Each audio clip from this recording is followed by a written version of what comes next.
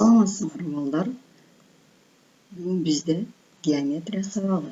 Тема үч бурчтуктун аянты. Силер менен мен Дамир эже. Бүгүнкү сабактын максаты үч бурчтуктун аянтын табуунун формуласы менен таанышасыңар. Үч бурчтуктун аянтын табууга мисалдарды чыгарууну үйрөнөсүңөр. Ары кандай үч бурчтуктун аянтын табуунун формулалары менен таанышасыңар. Теорема. Үч бурчтуктун аянты негизи менен ага түзүлгөн бийиктигинин көбөйтүндүсүнүн жарымына барабар. Мына бизге үч бурчтук берилди. АБС үч бурчтугу.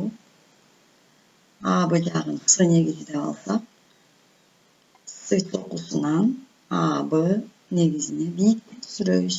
Аны биз HC деп белгилеп алдык. Анда теорема боюнча аянтты төмөнкү формула менен эсептей алат экенбиз. Үч бурчтуктун аянттарына табууга кошумча формулалар. Бизге азыр карайлы, тең капталдуу үч бурчтук берилди. Тең капталдуу үч бурчтуктун аянтын, тең жактуу үч бурчтуктун аянтын төмөнкү формула менен тапсак болот экен. Андан кийин тик бурчтуу үч бурчтуктун аянты, тик бурчтуу үч бурчтуктун аянтын катеттери белгилүү болсо, анда биз төмөнкү формула менен эсептейбиз. Эми тең капталдуу үч бурчтук берилди. Тең капталдуу үч бурчтуктун аянты жогорудагыдай формула менен эсептесе болот. Же дагы төмөнкү формула менен эсептесе болот. Бул жерден бийиктик түшүрүп алып, анан кийин бийиктик менен дагы эсептесе болот. Үч бурчтуктун жактары жана алардын арасында бурч белгилүү болуп калса, анда жогорудагыдай формула менен аянттарды эсептесе болот экен. Карагыла мынакей.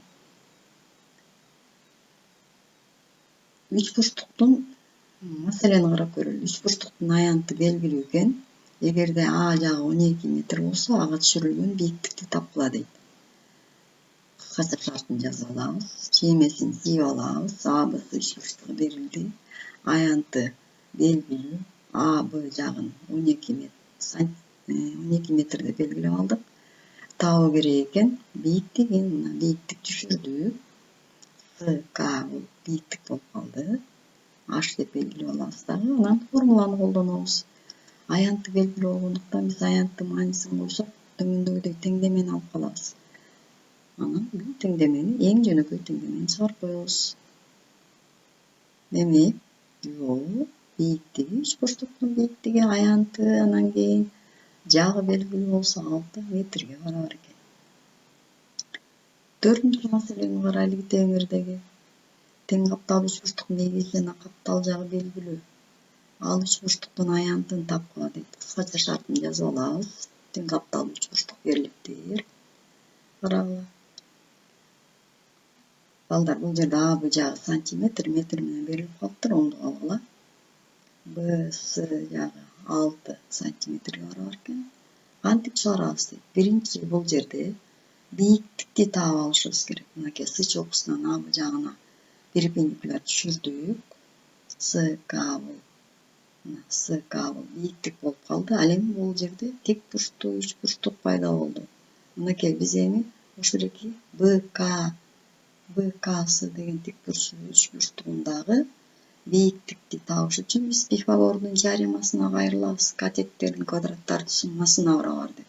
БС гипотенуза мына. Гипотенуза. Бул жерден биз H'ты табыш үчүн СК квадратты өзүнчө тийип алды. Тик бурчтуу үч бурчтукту эми СКны таап атабыз. Ордуна коюп эсептеп койсок, квадраттык тамырда 20 сантиметрге барабар экен. Эми үч бурчтукту табуунун, тең капталдуу үч бурчтукту табуунун формуласын колдоно турган болсок, ордуна коюп эсептөөлөрдү жүргүзөбүз. Жолу 8 бөлүнгөн тамыр астында 5 сантиметр квадратка барабар экен.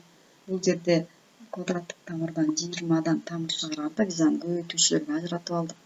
4 көбөйтүү 5 деген үчүн бул жерде 4төн 2 чыгып кетти. Тамыр астында квадраттык тамырда 5 калды.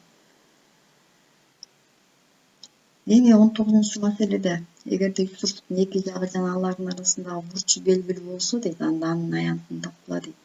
Кыскача шартын жазып алабыз. Берилди. мынакей үч бурчтук жана алардын арасындагы альфа бурчу мынакей б жагы б с жагын с деп белгилеп алсак ал 5 барабар экен. Балдар, бул жерде альфа бурчунун мааниси берилбей калыптыр. Альфа бурчу 70 градуска барабар. Аянтын табыш керек. Чыгаруу үчүн биз төмөндөгү формуланы колдонобуз. Анткени бурч белгилүү. Ушул формуланын негизинде маанилерин ордуна коюп, синус 70 градусту биз градустун таблицасын карап туруп, маанисин таап алып ордуна коебуз дагы. Жообу 16,10,7705 барабар экен.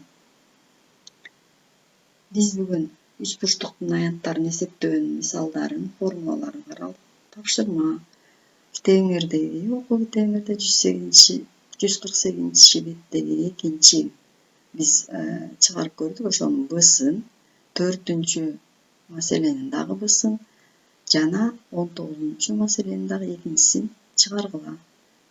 Кийинки сабакта тест аркылуу текшерип алам. Карантин учурунда үйдө отургула, байланыш төмөнкү WhatsApp, Telegram, YouTube жана почта аркылуу байланышып турсаңар болот. Саламатта калгыла.